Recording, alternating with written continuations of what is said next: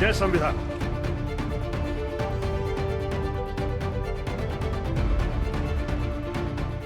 साल 2009 में संयुक्त राष्ट्र की नौकरी छोड़कर शशि थरूर कांग्रेस में शामिल हुए थे। तब से केरल की तिरुवनंतपुरम सीट से लगातार 4 बार के लोकसभा सांसद हैं। थरूर किसी राजनीतिक परिवार से नहीं आते, ना ही गांधी परिवार के करीबी हैं और ना ही उन्होंने पार्टी के अंदरूनी तंत्र में जगह बनाने की कोशिश की। थरूर हमेशा से ही एक अलग तरह के नेता के तौर पर देखे गए हैं, एक पढ़े लिखे, मेहनती और काबिल व्यक्ति जिन्होंने संयुक्त राष्ट्र से लेकर भारतीय राजनीति तक का अपना सफर तय किया। तब से अब तक उनकी अंग्रेजी, उनका उच्चारण, उनकी निजी जिंदगी, हर बात पर चर्चा हुई। खुद प्रधानमंत्री नरेंद्र मोदी ने भी एक बार उनकी दिवंगत पत्नी सुनंदा पुष्कर को लेकर तंज कसते हुए 50 करोड़ की गर्लफ्रेंड कहा था, जो शायद उन्हें नहीं कहना चाहिए था। अब शशि थरूर एक बार फिर चर्चा में है, इस बार अपनी अंग्रेजी के चलते या फिर किसी शब्द के चलते नहीं, या फिर किसी किताब के चलते भी नहीं, बल्कि एक ऐसे इंटरव्यू के लिए जिससे बड़ा बवाल हो गया है। इसीलिए चर्चित चेहरा में आज बात कर रहे हैं हम शशि थरूर और उनकी राजनीति की। शशि थरूर कह रहे हैं कि उनकी बात के अर्थ का अनर्थ बनाया गया है, जिसकी वजह से उनकी पार्टी के सामने उन्हें इस तरीके से खड़ा होना पड़ रहा है जैसे वो एक विरोधी है। अब क्या है पूरा मामला, बताएंगे चर्चित चेहरा के आज के इस खास एपिसोड में। नमस्कार, मैं हूं कीर्ति और आप देख रहे हैं न्यूज तक पर चर्चित चेहरा। राजनीति में आने के बाद शशि थरूर को एक ऐसे व्यक्ति के रूप में देखा गया जो सिर्फ महत्वाकांक्षा के कारण राजनीति में आया था और जल्द ही असफल हो जाएगा। थरूर ने पहली बार राजनीति में कदम रखा तो लोग उन पर हंसे, लेकिन उन्होंने खुद को साबित करके दिखाया। कहते हैं थरूर को राजनीति में लाने वाले भी खुद राहुल गांधी ही थे। संयुक्त राष्ट्र की राजनीति छोड़ने के बाद से थरूर लगातार केरल की तिरुवनंतपुरम सीट से 4 बार के लोकसभा सांसद हैं। वैसे ये कोई छोटी उपलब्धि नहीं है, खासकर तब जब वहां लेफ्ट मजबूत स्थिति में है और बीजेपी भी अपनी पकड़ बनाने की कोशिश में है।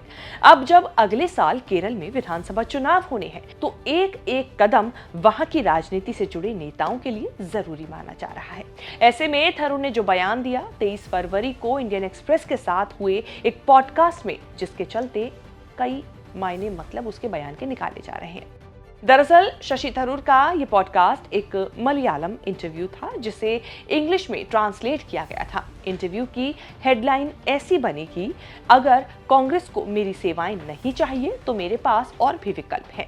इसे ऐसे ही समझा गया कि थरूर राजनीतिक विकल्प खोजने की बात कर रहे हैं। हालांकि 27 फरवरी को सोशल मीडिया प्लेटफॉर्म एक्स पर किए गए पोस्ट में थरूर ने लिखा, उनका बयान मिस रिप्रेजेंट किया गया। थरूर ने लिखा, मैंने कहा था कि मेरे पास साहित्य कामों यानी कि लिटरेरी परस्यूट्स में समय बिताने के लिए कई विकल्प हैं, लेकिन इसकी अंग्रेजी में हेडलाइन बनाई गई कि मैं पॉलिटिकल ऑप्शन एक्सप्लोर कर रहा हूं। दूसरे पोस्ट में थरूर ने कहा कि एक्सप्रेस ने फेक न्यूज चलाई कि मैंने केरल कांग्रेस में एक लीडर की कमी होने की निंदा की।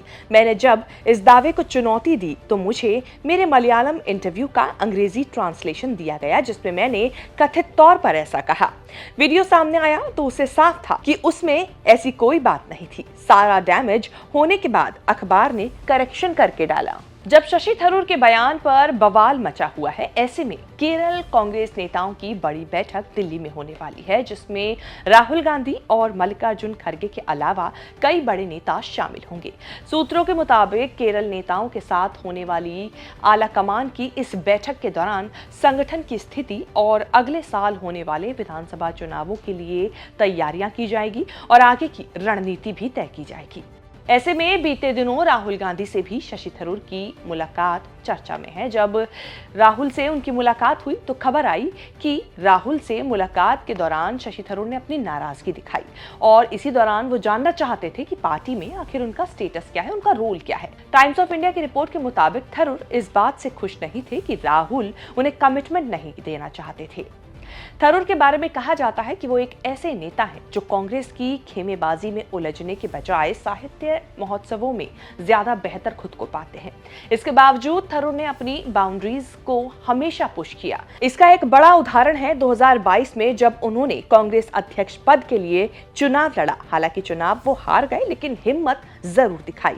इससे पहले जब उनका नाम G23 ग्रुप में आया था तब भी थरूर किसी विद्रोही नेता की तरह ही नजर आए। आपको बता दें G23 कांग्रेस के बागी नेताओं का वो ग्रुप था जो कांग्रेस में बदलाव की मांग कर रहा था और इसमें शशि थरूर भी शामिल थे। 9 मार्च 1956 को जन्मे शशि थरूर ने 3 शादियां की हैं और तीसरी शादी थी सुनंदा पुष्कर के साथ। थरूर की तरह सुनंदा की भी ये तीसरी शादी थी।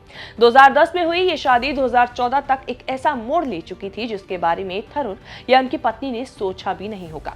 16 जनवरी 2014 को सुनंदा पुष्कर और पाकिस्तानी पत्रकार मेहर तरार के बीच ट्विटर पर शशि थरूर के साथ कथित संबंधों को लेकर विवाद हुआ, जिसके अगले ही दिन यानी कि 17 जनवरी 2014 को सुनंदा पुष्कर नई दिल्ली के एक होटल में रहस्यमयी परिस्थितियों में मृत पाई गई। प्रोसिक्यूटर का कहना था इस मामले को लेकर कि पुष्कर की पोस्टमार्टम रिपोर्ट में मौत का कारण जहर था, लेकिन उनके शरीर पर 15 ऐसी चोटें भी थी जो मौत से पहले की थी।